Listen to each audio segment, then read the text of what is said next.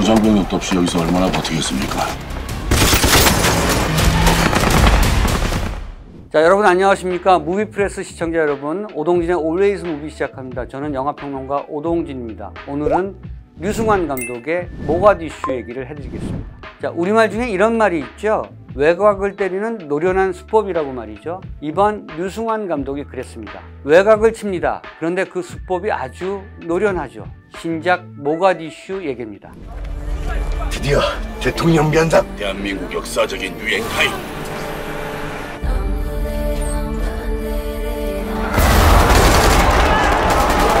I, General ID.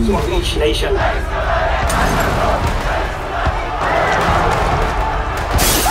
전부 목동이에요. 헬렉스도 숨겼어요. Better leave, or my brothers will be back for you.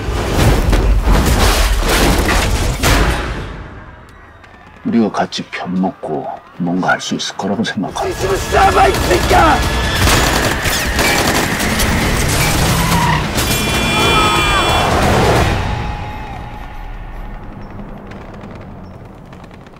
자, 모가디슈는 1990년 소말리아에서 일어난 쿠데타 사건을 다룹니다. 그쪽 쿠데타는 쿠데타인데 영화를 보다 보니까 이게 우리 남북의 문제인 것 같습니다. 남한의 정치체제, 북한의 정치체제 얘기를 하는 것 같습니다. 우리가 분단과 통일의 문제를 어떻게 지향해야 할지에 대해 얘기하고 있는 영화 같습니다. 영화 모가디슈는 1990년의 소말리아가 아니라 2021년 현재 한반도 문제를 정찰하게 만듭니다. 그렇게 외곽을 노련하게 때려서 우리 안의 중심으로 문제를 다가서게 만듭니다.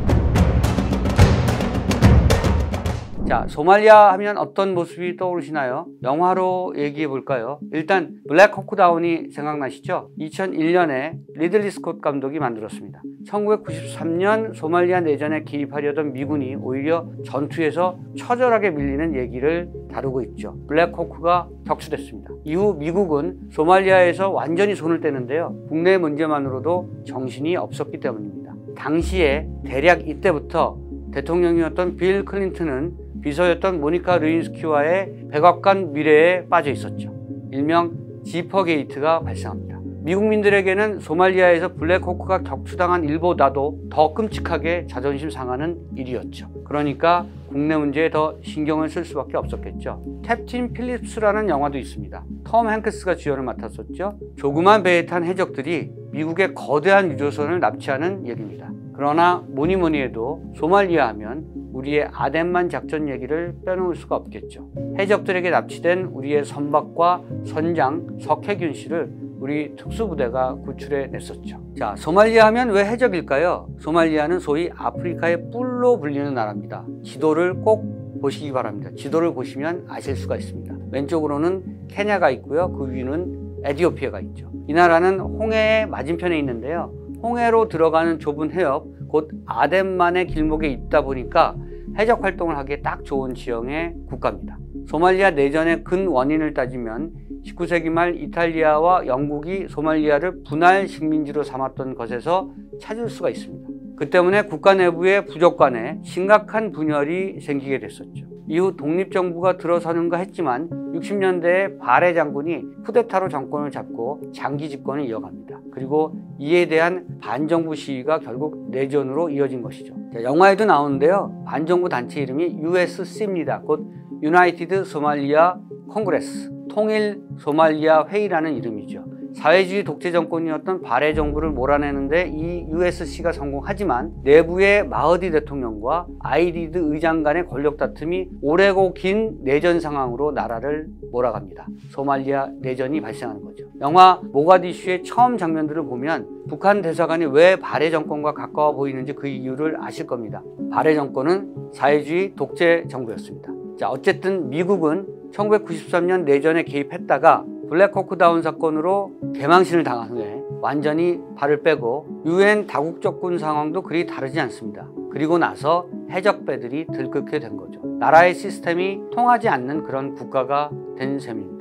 영화 모가디슈는 내전 직전에, 그러니까 아이디드가 일으킨 쿠데타의 그 혼란의 와중에서 목숨을 걸고 탈출한 사람들의 얘기를 그린 일종의 휴먼 드라마입니다. 유승환 감독은 이번 영화를 인간주의로 시작해서 살짝 남북한 간 이념의 대결로 갔다가 남한과 북한 각자의 체제가 갖는 경직성과 독재적 시스템의 문제로 또 갔다가, 그럼에도 불구하고 우리가 이루어내야 할 남북한 통일의 문제라는 이슈를 지나가게 합니다. 그리고 다시 휴머니즘 문제로 이야기를 복귀시키죠. 그 일련의 스토리가 이어지는 과정에서 사람들은 우리 남북이 어떻게 다시 결합할 수 있는지, 결합을 하든 안 하든 남북한 각자가 앞으로 어떻게 살아가고 또 생존해내야 하는지에 대해서 생각하게 만듭니다. 그 성숙한 사고와 사유야말로 이 영화의 가장 중요한 키포인트입니다.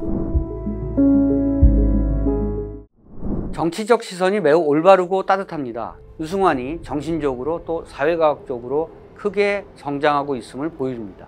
영화가 과하거나 모자라거나 하지 않습니다. 균형미가 아주 좋습니다. 극 전체를 이끌어가는 톤 앤 매너의 균질감이 아주 뛰어납니다. 액션, 특히 자동차 추격 액션은 전 세계 관객들이 입을 딱 벌릴 정도로 잘 찍었습니다. 탈출의 에피소드는 벤 애플릭이 만든 아르고만큼 풍부하고 긴장감이 넘칩니다. 성격씨는요, 제가 보건대 마이클 만 감독이 히트와 마이애미 바이스를 만든 이후에 격발의 반동이 가장 격렬하게 느껴질 정도입니다. 그렇게 리얼하게 찍었습니다. 영화의 기술적 완성도는 실사와 VFX의 융합이 최고조를 이룬 것이라고 할 만큼 아주 높습니다. 일명 밀리터리 액션형 작품으로서 영화적 쾌감이 거의 극의 수준입니다. 유승환은 영화 베를린을 거쳐서 이제 이런 류의 영화에서 일가를 이뤘다는 생각을 갖게 합니다. 액션에서 그를 따라갈 자가 별로 거의 없다고 해도 과언이 아닐 정도죠. 이쯤 되면 거의 극찬의 수준이겠죠. 자, 영화 모가디슈는 무엇보다 대사 하나하나가 아주 찰집니다. 한번 찾아볼까요? 남한 대사 한신성, 그러니까 김윤석은 북한 대사 림영수, 허준호와 함께 그의 대사관 보위부 직원 태준기, 그러니까 구교환과 그리고 안기부 직원 강대진, 조인성을 불러놓고 이렇게 말합니다. 뭐 남북 통일하자고 모인 것도 아니고 살아남자고 하는 거니까. 또 림영수는 북한 대사관을 빠져나와서 폭도와 반란군이 넘치는 모가디슈의 뒷골목에서 자신의 가족과 직원들을 향해 이렇게 말합니다.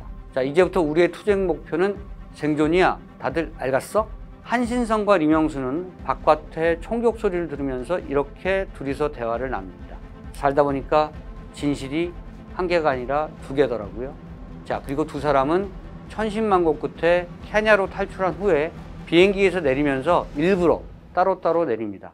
그 모습이야말로 이 영화의 최고봉입니다. 이념이나 주의 따위 다 무슨 소용인가 하는 심정이 되죠. 남북이 하나가 된다는 것은 인간적인 무엇이 먼저이지 체제나 국가나 애국이나 반국이나 미제압잡이나 이런 따위의 수식어구가 절대 아님을 웅변해주고 있습니다. 자, 세상은 매우 구체적인 과정으로 바뀌고 개혁된다는 것을 유승환 감독은 이번 모가디슈에서 갈파해냅니다. 자, 그 과정에서 허준호와 조인성이 마지막으로 악수를 나누는 장면은 실로 뜨겁게 느껴지는데요. 그 장면을 꼭 놓치지 마시기 바랍니다. 세상은 반복해서 말씀드립니다만 구체적인 방법으로 변화합니다. 유승환이 그 방법론을 터득했다는 놀라운 사실에 박수를 보내고 싶어집니다. 허준호의 연기가 명불허전입니다. 김윤석이 오랜만에 착하게 나오는데요. 이런 그의 캐릭터도 나쁘지 않습니다. 아니, 개인적으로는 아주 좋았습니다. 계속 이랬으면 좋겠습니다. 자, 조인성이 약간 오버하는 듯하지만 영화에 양념이 필요하다는 면에서 자기 역할을 다하는 것처럼 보입니다. 구교환은 점점 메이저급 배우가 돼가고 있는 것처럼 보이고요. 정만식, 김소진, 박명신의 연기도 적재적소에서 빛납니다. 그러나 뭐니 해도 이번 영화 모가디슈의 주인공은 유승환 감독 그 자신입니다. 그의 귀환에 열렬한 박수를 보내는 바입니다. 오동진의 올레이스 무비 이번 시간 여기까지입니다. 저는 다음에 뵙겠습니다. See you next movie.